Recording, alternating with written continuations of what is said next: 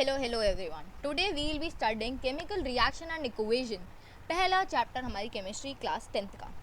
ठीक है, what is a chemical reaction? Chemical reaction होता क्या है? Chemical reaction is everything and anything जो हम अपने आसपास चेंज होता हुआ देखते हैं। ठीक है, जैसे कि जो हम खाना खाते हैं, the food we eat, the air we breathe. हमारे अगर हम दूध गलती से बाहर रख दें तो वो खट्टा हो जाता है, that is also a chemical reaction. Iron की रस्टिंग ह्यूमिड कंडीशन में, ग्रेप्स की फर्मेंटेशन होना, cooking of the meals, digestion हमारी बॉडी में होना, रेस्पिरेशन होना, ये सारे real life daily life examples हैं एक केमिकल रिएक्शन के। ठीक है, नाउ देर आर सम की एक्सपेरिमेंट्स की डेमोन्स्ट्रेशन एक केमिकल रिएक्शन की। ठीक है, कुछ एक्सपेरिमेंट्स हमारी एनसीईआरटी में गिवन है। उसको समझने से पहले हम ये समझते हैं कि एक रिएक्टेंट और एक प्रोडक्ट होता क्या है। अभी हमें बहुत बार सुनने को मिलेगा रिएक्टेंट ये है, प्रोडक्ट ये है, मिलके ये बनाया। तो what is a reactant and what is a product? देखो गाइस, रिएक्टेंट कुछ नहीं होता। रिएक्टेंट इज़ बेसिकली दो चीज़ें या दो से ज़्यादा चीज़ें या एनीथिंग जो मिलके या टूट के एक नई चीज़ बना रहा है, दैट इज़ अ रिएक्टेंट। ठीक है, and what is a product? Product is जो नई चीज़ बन रही है। फॉर एग्जाम्पल कि अगर हम ये रिएक्शन देखें, burning of a magnesium ribbon, अगर हम ये रिएक्शन देखें, इसमें मैग्नीशियम रिबन को जब हम एयर के साथ बर्न करते हैं तो हमें एक ब्राइट वाइट लाइट मिलती है। ठीक है, और उसके साथ बनता है हमारा मैग्नीशियम ऑक्साइड। बेसिकली अगर हम इसे सिंपल फॉर्म में लिखना चाहें तो मैग्नीशियम का फॉर्मूला होता है Mg, ऑक्सीजन का form, air is basically oxygen, तो ऑक्सीजन का फॉर्मूला होता है O2। इन दोनों को मिला दें तो हमें मिलता है MgO। ठीक है, तो इसमें हमारा रिएक्टेंट क्या है, इसमें हमारा प्रोडक्ट क्या है? ये जो Mg और O2 है, ये दोनों मिलके एक नई चीज़ बना रहे हैं विच इज़ MgO। तो जो दो चीज़ें मिल रही हैं दैट इज़ रिएक्टेंट्स, और जो नई चीज़ बन रही है which is MgO, magnesium oxide इस केस में, दैट इज़ अ प्रोडक्ट। ठीक है, अब ये जो बर्निंग ऑफ मैग्नीशियम रिबन वाली रिएक्शन है, ये ना एक बहुत ज़्यादा एक्सोथर्मिक रिएक्शन होती है। अब ना व्हाट इज़ एक्सोथर्मिक रिएक्शन? देखो, एक्सोथर्मिक रिएक्शन कुछ नहीं है बट एक ऐसी रिएक्शन है जो बहुत ज़्यादा हीट रिलीज़ करती हो, एनर्जी रिलीज़ करती हो, गर्माहट रिलीज़ करती हो, दैट इज़ एक्सोथर्मिक रिएक्शन। ठीक है, तो हम एक्सोथर्मिक रिएक्शन को याद कैसे रखेंगे? एग्जिट, एक्सोथर्मिक सिमिलर साउंड कर रहा है, एग्जिट मतलब निकलना, एक्सोथर्मिक रिएक्शन मतलब निकलना। तो हीट या एनर्जी का निकलना किसी भी रिएक्शन में, दैट इज एक्सोथर्मिक रिएक्शन। ठीक है, now let's move to next reaction, that is lead nitrate और पोटेशियम आयोडाइड की रिएक्शन। जब लेड नाइट्रेट और पोटेशियम आयोडाइड, ये दो सॉल्यूशंस हैं, ठीक है, इन दोनों को जब हम मिलाते हैं तो हमें एक येलो प्रेसिपिटेट मिलता है। अब येलो प्रेसिपिटेट क्या होता है? येलो प्रेसिपिटेट इज बेसिकली किसी एक येलो चीज़ का नीचे टेस्ट ट्यूब में या कॉनिकल फ्लास्क में नीचे बैठ जाना इस येलो प्रेसिपिटेट या प्रेसिपिटेट। ठीक है, अब ये येलो प्रेसिपिटेट होता किस चीज़ का? ये येलो प्रेसिपिटेट होता है लेड आयोडाइड का। देखो, अगर हम ये रिएक्शन को हम अभी लिख के भी देखेंगे। देखो, आई विल शो यू कि अगर हम इस रिएक्शन को लिखें तो हमारी रिएक्शन आएगी कैसे। What is lead nitrate? Lead nitrate is PbNO3। Okay, ये सारी रिएक्शंस अभी हमें आगे लिखनी आएंगी बट एक बार मैं आपको यहाँ पे समझा देती हूँ दो तीन reaction for your better understanding. Potassium iodide is Ki। ठीक है, ये दोनों मिलके बनाते हैं एक येलो प्रेसिपिटेट ऑफ PbI2। ठीक है, PbI2 इज लेड आयोडाइड। ठीक है, ये डबल डिस्प्लेसमेंट रिएक्शन है। यहाँ पे लिखा है डबल डिस्प्लेसमेंट रिएक्शन, थोड़ा भारी सा शब्द है। अब ये थोड़ा सा भारी सा शब्द हमें आगे जाके समझ आएगा कि डबल डिस्प्लेसमेंट रिएक्शन होता क्या है। ठीक है, अब इस वाले केस में ना हमारा एक और चीज़ बनेगी। Pb हमारा I के साथ मिल गया तो हमारा दूसरा प्रोडक्ट क्या बनना चाहिए? KNO3। ठीक है, पोटेशियम नाइट्रेट। ठीक है, अब ये जो दो हैं दीज आर रिएक्टेंट्स और जो ये हैं दीज आर प्रोडक्ट। इसके बाद जिंक और डाइल्यूट एसिड अगर हम रिएक्ट कराएं, थर्ड रिएक्शन है हमारी जिंक और डाइल्यूट एसिड। अब डाइल्यूट एसिड कोई भी हो सकता है, hydrochloric acid, sulphuric acid, nitric acid, कोई भी डाइल्यूट एसिड ले लो। ठीक है, और उसको जिंक के साथ रिएक्ट करा दो तो तुम्हें सबसे पहले मिलेगा हाइड्रोजन गैस के बबल्स। ठीक है, H2 के बबल्स मिलेंगे तुम्हें बहुत ज़्यादा, और जिंक के साथ जो एसिड रिएक्ट कराओगे वो कंबाइन हो जाएगा। बेसिकली अगर हमने HCl रिएक्ट कराया तो ZnHCl, Z और HCl के साथ रिएक्ट कराया Zn को, तो ये बन जाएगा H2। पहले तो हमारी H2 गैस रिलीज होगी क्योंकि हमने बोला है कि H2 के बबल्स रिलीज होंगे। उसके बाद हमारा बचा Cl और Zn, तो हमारा बन जाएगा ZnCl2। ठीक है, ये हो गई हमारी तीसरी रिएक्शन। इसमें भी Zn और HCl हमारे हैं रिएक्टेंट्स और H2 और ZnCl2 इस हमारे products. Okay, so let's start with our next reaction, that is calcium oxide plus water. ये हम सब ने अपने घर पे देखा है। कैल्शियम ऑक्साइड इज बेसिकली चूना। चूने को जब हम पानी में मिलाते हैं तो हमारे चूने वाला पानी बनता है, ठीक है। It is a best example of exothermic reaction जो हमने अपने घर पे होते हुए देखा है, ठीक है। Calcium oxide is CaO plus water is H2O, दोनों मिलके बनाएंगे CaOH होल ट्वाइस, ठीक है। Easy simple. इसमें बहुत ज़्यादा हीट रिलीज होती है। It is highly exothermic reaction, ठीक है। उसके बाद नेक्स्ट इज जब हम फेरस सल्फेट के क्रिस्टल्स को हीट करते हैं तो हमें फेरिक ऑक्साइड मिलता है, सल्फर डाइऑक्साइड मिलता है एंड सल्फर ट्राइऑक्साइड मिलता है। दिस इज नेक्स्ट रिएक्शन, ठीक है।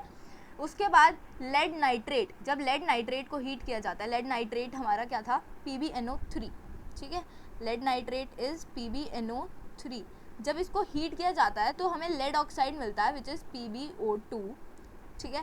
साथ में हमें NO2 के फ्यूम्स मिलते हैं। NO2 is a gas, nitrogen dioxide, उसके फ्यूम्स मिलते हैं और ऑक्सीजन मिलता है, ठीक है। जो नाइट्रोजन डाइऑक्साइड है उसके फ्यूम्स हमेशा ब्राउन कलर के होते हैं, ठीक है। अगर हमें नाइट्रोजन डाइऑक्साइड आइडेंटिफाई करनी हो तो हम क्या बोलेंगे, ब्राउन कलर के फ्यूम्स वाली गैस, ठीक है। उसके बाद electrolysis of water. Electrolysis of water is nothing but पानी का टूटना इलेक्ट्रिसिटी के प्रेजेंस में। It is electrolysis of water. अगर पानी टूटेगा, H2O टूटेगा तो क्या बनाएगा भाई, H2O प्लस O, ठीक है। अब 2:1 की रेशो में बनेगा, मतलब 2 हाइड्रोजन के साथ 1 ऑक्सीजन बनेगा, ठीक है। तो अगर इसमें हम देखें तो दिस इज आर रिएक्टेंट, जो भी हमने पीछे पढ़ा था, अगर हम रिवाइज करें फिर से, this is our reactant, this is our product, ठीक है। H2 प्लस O इज हमारा प्रोडक्ट। इसमें कैल्शियम ऑक्साइड एंड हाइड्रोजन, पानी is our reactant and calcium hydroxide which is lead line is our product. उसके बाद सिल्वर क्लोराइड को जब हम सनलाइट में रखते हैं तो उसका डीकम्पोजिशन हो जाता है, सिल्वर क्लोराइड टूट जाता है और ग्रे कलर का हमें सिल्वर मिल जाता है और क्लोरीन गैस इवॉल्व हो जाती है, ठीक है। उसके बाद आयरन नेल, लोहे को जब हम कॉपर सल्फेट के साथ रिएक्ट कराते हैं, लोहा is Fe, iron plus copper sulphate CuSO4, जब हमने ये कराया तो हमें मिला FeSO4, ठीक है। और कॉपर, ये हमारे रिएक्टेंट्स, ये हमारे प्रोडक्ट, ठीक है। उसके बाद सोडियम सल्फेट, ये जो रिएक्शन थी आयरन नेल वाली, iron nail plus copper sulphate, ये डिस्प्लेसमेंट रिएक्शन है। ये सारी नेम रिएक्शन हैं, ये भी आपको पता चलेगा आगे धीरे धीरे, ठीक है।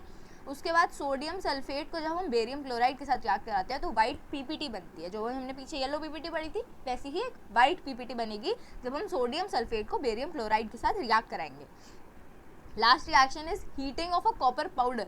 जब हम कॉपर के पाउडर को हीट करते हैं तो ब्लैक कॉपर ऑक्साइड बनता है। बेसिकली कॉपर जब ऑक्सीजन के साथ रिएक्ट करेगा तो कॉपर ऑक्साइड बनाएगा, ठीक है, जो कि ब्लैक कलर का होता है। किस कलर का होता है, ब्लैक कलर का होता है। ओके, नाउ केमिकल इक्वेशन क्या होती है। Chemical equation is nothing but simple symbolic representation of a chemical reaction. एक केमिकल रिएक्शन का सिंबॉलिक रिप्रेजेंटेशन, नाम से उसको सिंबल से Mg+O2, ये सिंबल्स हैं। अगर इस फॉर्म में हम लिख रहे हैं किसी रिएक्शन को तो ये हमारा क्या हो गया, केमिकल इक्वेशन, ठीक है। वर्ड इक्वेशन क्या होता है, अगर हम इसको लिखते मैग्नीशियम, ऐसे लिखते मैग्नीशियम प्लस ऑक्सीजन, ऐसे करके लिखते तो ये क्या है हमारी वर्ड इक्वेशन। वर्ड इक्वेशन हमारी होती है जब हम पूरा नाम लिखते हैं रिएक्टेंट्स का भी और प्रोडक्ट्स का भी। बट केमिकल इक्वेशन क्या होती है, जब हम सिर्फ उसके सिंबल्स लिखते हैं, ठीक है।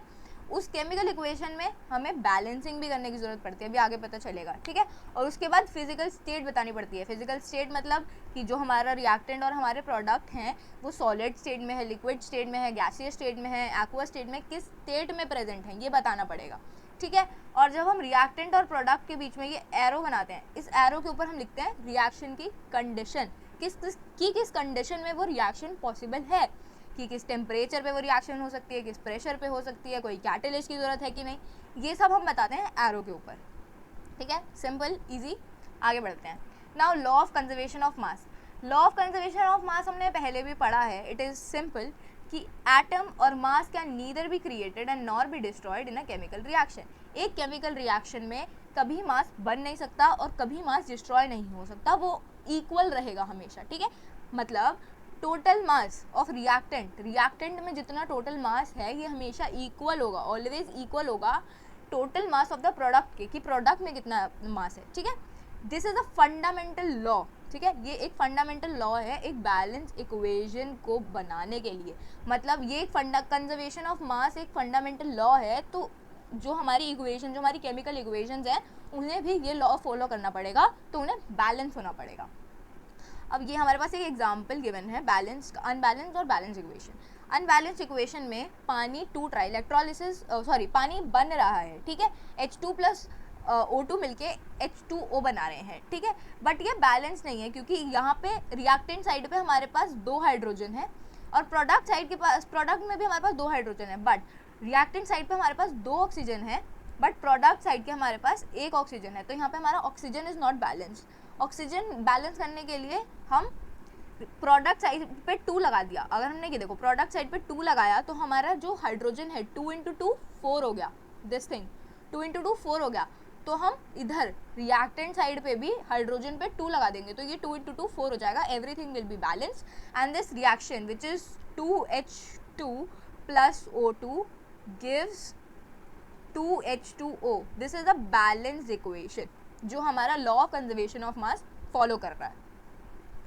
Now step by step method की हम एक रिएक्शन को बैलेंस कैसे करते हैं, ठीक है। देखो अब हम एक हमारी एक रिएक्शन है iron plus oxygen give iron oxide Fe2O3, ये हमारी एक सिंपल बेसिक रिएक्शन है, ठीक है। इसमें हमने एक रिएक्शन लिखी, ठीक है, ये हमारा फर्स्ट स्टेप हो गया, राइट द करेक्ट फॉर्मूला, ठीक है, ये हमने लिख दिया। उसके बाद हमें काउंट करना है ईच साइड पे कि कितने कौन सी साइड पे कौन से एलिमेंट एटम्स कितने प्रेजेंट हैं। फॉर एग्जांपल रिएक्टेंट साइड पे LH साइड, यहाँ पे लिख लो LHS and RHS। LHS side पे आयरन कितने हैं हमारे पास 1, RHS साइड पे आयरन कितने हैं हमारे पास 2, LHS साइड पे ऑक्सीजन कितने हैं हमारे पास 2, RHS साइड पे ऑक्सीजन कितने हैं हमारे पास 3। तो हमें ये मेंशन कर लेना है, ठीक है, फॉर आवर बेटर अंडरस्टैंडिंग। उसके बाद हम कोफिशिएंट यूज़ करेंगे बैलेंस करने के लिए। बेसिकली सबसे पहले हम Fe पे 2 लगाएंगे, ठीक है, तो हमने Fe पे 2 लगा दिया, हमारा Fe 1 × 2 2 हो गया, ठीक है, अब ये 2 हो गया, Fe बैलेंस हो गया हमारा, ठीक है। अब ऑक्सीजन बचा, ऑक्सीजन को कैसे बैलेंस करेंगे, ऑक्सीजन को बैलेंस करने के लिए हम रिएक्टेंट साइड पे ऑक्सीजन पे 3 लगा देंगे। अगर हमने यहाँ पे 3 लगाया, ठीक है, तो अगर हमने यहाँ पे लगाया 3, तो 3 × 2 इज 6, ठीक है, विच इज नॉट बैलेंस। यहाँ पे अभी 3 है हमारे पास, यहाँ पे 6 हो गया, तो अब यहाँ पे हम 2 लगा देंगे, 2 × 3 इज 6, ऑक्सीजन बैलेंस हो गया, बट जो हमारा आयरन है वो अनबैलेंस हो गया। फिर से आयरन इज 2 × 2 4, तो हम इसको कर देंगे 4, तो हमारी फाइनल इक्वेशन क्या आएगी 4Fe plus 3O2 gives 2Fe2O3। This is our final balance equation, ठीक है। अब हम इसमें चेक करेंगे, चार आयरन इधर हैं LHS पे, 2 × 2 4 आयरन इधर हैं, 3 × 2 6 ऑक्सीजन LHS में है, 3 × 2 6 ऑक्सीजन RHS में है, तो हमारी पूरी इक्वेशन बैलेंस है। This is a way to balance a chemical equation. Now let's move on. These are type of reactions, जो भी हम पीछे देख रहे थे, displacement reaction, double displacement reaction, ये सब अब हम वो पढ़ेंगे, ठीक है। सबसे पहली होती है कॉम्बिनेशन रिएक्शन, ठीक है। कॉम्बिनेशन रिएक्शन, कॉम्बिनेशन क्या होता है, मिक्सचर, दो चीज़ों का, दो या दो से ज़्यादा चीज़ों का मिलके एक single product banana is a combination, ठीक है। कॉम्बिनेशन रिएक्शन अकर कब होती है, जब when 2 or more substances combine to form a single product, जब 2 या 2 से ज़्यादा सब्सटेंस मिलके एक सिंगल प्रोडक्ट बनाते हैं, तो ये होता है कॉम्बिनेशन रिएक्शन, ठीक है। इस रिएक्शन में रिएक्टेंट मर्ज होके एक नया सिंपल प्रोडक्ट बनाते हैं। फॉर एग्जाम्पल हमारा मैग्नीशियम रिबन वाला, magnesium plus oxide oxygen gives magnesium oxide, ठीक है। ये 2 रिएक्टेंट्स मिलके एक प्रोडक्ट बना रहे हैं, which is a combination reaction. उसके बाद हमारा है calcium oxide. If you see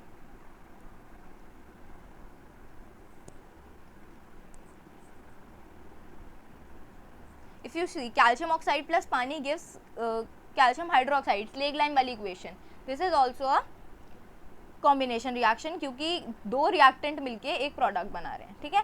this exothermic reaction produce slag line and release heat.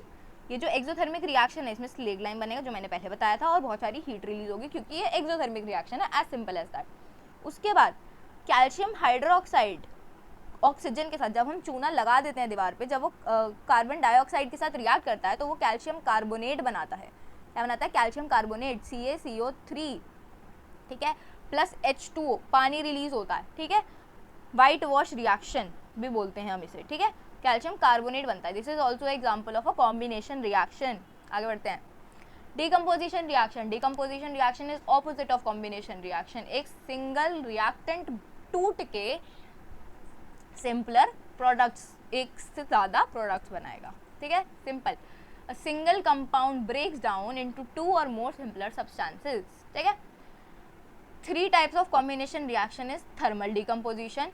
Thermal decomposition में हमने क्या करा? थर्मल डिकम्पोजिशन में हम हीट प्रोवाइड करते हैं, ठीक है। आयरन सल्फेट को जब हमने हीट प्रोवाइड करी, हमने रिएक्शन अभी पढ़ी थी, आयरन सल्फेट को जब हमने हीट प्रोवाइड करी तो हमें मिला iron oxide plus sulphur dioxide plus sulphur trioxide, ठीक है। This is a decomposition reaction. Iron sulphate टूट गया डिफरेंट डिफरेंट पार्ट्स में। कैल्शियम कार्बोनेट को जब हमने हीट प्रोवाइड करी तो कैल्शियम ऑक्साइड बन गया, ठीक है। वॉशिंग वाइट वॉश को जब हमने वापस हीट प्रोवाइड करी तो वो कैल्शियम ऑक्साइड बन गया, वापस चूना बन गया, ठीक है, और CO2 रिलीज हो गई। Decomposition, thermal decomposition. उसके बाद फोटो डिकम्पोजिशन, ये भी हमने पढ़ी थी। जब हम सिल्वर क्लोराइड को सनलाइट के नीचे रखते हैं, लाइट प्रोवाइड करते हैं, फोटो डिकम्पोजिशन, तो हमारा सल्फर बन जाता है विच इज़ ग्रे कलर का, ठीक है, और क्लोरीन गैस रिलीज हो जाती है। तो सल्फर क्लोराइड जो होता है वो ग्रे कलर का हो जाता है क्योंकि क्लोरीन रिलीज हो गया। उसके बाद electrolytic decomposition which is electricity की प्रेजेंस में जो हमने पढ़ा था, इलेक्ट्रोलिसिस ऑफ वाटर, H2O को टूटेगा, ये बनाएगा, ठीक है। ये बैलेंस इक्वेशन है, इसीलिए आपको यहाँ पे O2 दिख रहा है क्योंकि H4 है, ठीक है। रेशो बैलेंस करेंगे। Third reaction, displacement reaction. Displacement reaction क्या होती है? A more reactive element displaces a less reactive element from its compound solution. जब एक ज़्यादा रिएक्टिव एलिमेंट एक कम रिएक्टिव एलिमेंट को उसकी जगह से धक्का मार के हटा दे और उसकी जगह ले ले। बेसिकली अगर हम रियल लाइफ में देखें तो अगर एक तुम्हारे सामने सुमो रेसलर खड़ा हो जाए तो तुम उसके सामने साइड हो जाओगे ना, उसके सामने झुक जाओगे पावर को देख के, ठीक है। रिएक्टिविटी सीरीज अगर हम देखें तो जिसमें ज़्यादा रिएक्टिव पावर होगी वो लेस रिएक्टिव पावर वाले को हटा देगा। This is displacement reaction. Iron plus copper sulphate gives, iron ने, देखो यहाँ पे आयरन ने कॉपर को हटा दिया, ठीक है। Iron displaces copper two form iron sulphate and copper बाहर निकल गया। Zinc plus copper sulphate, zinc को जब हमने कॉपर सल्फेट के साथ कराया तो जिंक ने भी कॉपर को हटा दिया और बना दिया जिंक सल्फेट। उसके बाद lead plus copper chloride, lead ने भी कॉपर को हटा दिया, ठीक है। Lead displaces copper and forms lead chloride. An iron nail turning reddish brown as copper metal deposits on its surface when placed in copper sulfate solution, ठीक है। देखो अगर हम आयरन को Fe, this is Fe, iron को अगर हम copper sulphate के सॉल्यूशन में रखते हैं, ये वाली रिएक्शन देखो, ये वाली रिएक्शन, आयरन को कॉपर सल्फेट के सॉल्यूशन में रखते हैं तो जो उसके ऊपर रेडिश ब्राउन कलर आता है, आयरन नेल के ऊपर रेडिश ब्राउन कलर आता है, दैट इज हमारा आयरन सल्फेट, ठीक है। आगे बढ़ते हैं। Double displacement, double displacement is like फिर हेरा फेरी, सब स्विच हो जाता है। और double displacement reaction occur when, कब होता है? जब two compound exchange ions to form two new compounds. मतलब दोनों ने ही अपने आयंस बदल लिए, दोनों ही अपने वाले से खुश नहीं है तो उन्होंने रास्ते बदल लिए, ठीक है।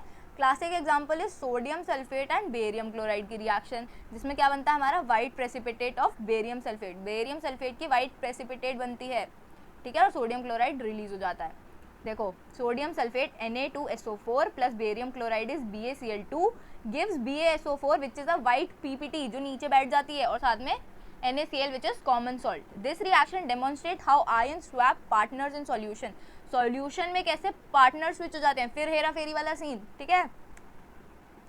Oxidation reduction redox reaction, basically oxidation involves gaining oxygen और लूजिंग हाइड्रोजन। या तो तुम ऑक्सीजन को अपने पास ले लो या अपने से एक हाइड्रोजन छोड़ दो, दैट इज ऑक्सीडेशन। इसका उल्टा रिडक्शन, या तो तुम अपने में से एक ऑक्सीजन छोड़ दो या फिर हाइड्रोजन को गेन कर लो, ठीक है। ऑक्सीडेशन इज ऑक्सीजन को गेन करना, हाइड्रोजन को छोड़ना। रिडक्शन इज ऑक्सीजन को छोड़ना और हाइड्रोजन को गेन करना, ठीक है। अगर ये दोनों साथ में किसी रिएक्शन में हो रहे हैं तो हम उसे बोलेंगे रिडॉक्स रिएक्शन, ठीक है। पहला example, copper plus oxygen gives copper oxide, oxygen gain करा, this is oxidation. Copper oxide plus hydrogen gives copper plus water, copper oxide में से ऑक्सीजन निकल गया, दिस इज रिडक्शन रिएक्शन. ठीक है. Now comes energy change in a reaction. Energy change कैसे होती है? एक्सोथर्मिक रिएक्शन और एंडोथर्मिक रिएक्शन के बारे में बात होगी. अब इसमें एक्सोथर्मिक तो देखो हम पहले समझ चुके हैं कि एक्सोथर्मिक रिएक्शन क्या होती है. ठीक है. अब हम समझेंगे एंडोथर्मिक रिएक्शन क्या होती है. देखो एक्सोथर्मिक रिएक्शन हमने देखा था